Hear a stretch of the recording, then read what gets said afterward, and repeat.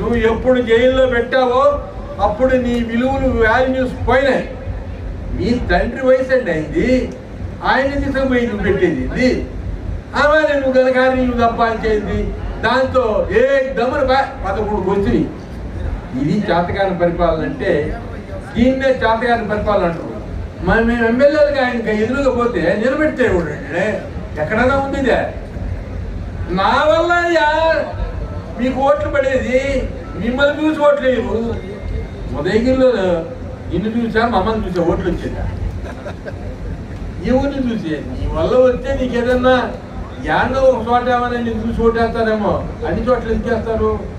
అక్కడ ఉండేటటువంటి పెద్దలు రాజకీయంగా ఉండేటటువంటి కుటుంబాలు ఉంటాయి. ఆ కుటుంబాలకు అంతో ఎంతో పేరు ప్రతిష్టలు ఉంటాయి.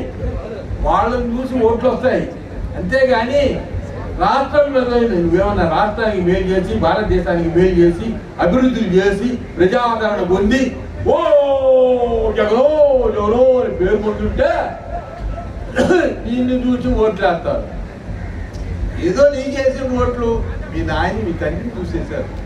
రాజశేఖర్ రెడ్డి గారి పేరు నీకు వచ్చి రాజశేఖర్ రెడ్డి గారి వల్ల మీరు ముఖ్యమంత్రి అయినారు. ఆయన చనిపోయారు, మహానుభావుడు దండం పెట్టాలి ఆయనకి, నువ్వు ముఖ్యమంత్రి అయినావు.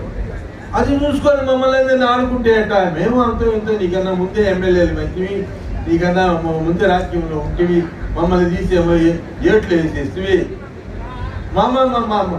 మాకన్నా హీనమైన మనుషుల్ని మా నెత్తిని తెచ్చిపెట్టావు. వాళ్ళ తాత మమ్మల్ని మాట్లాడించావు.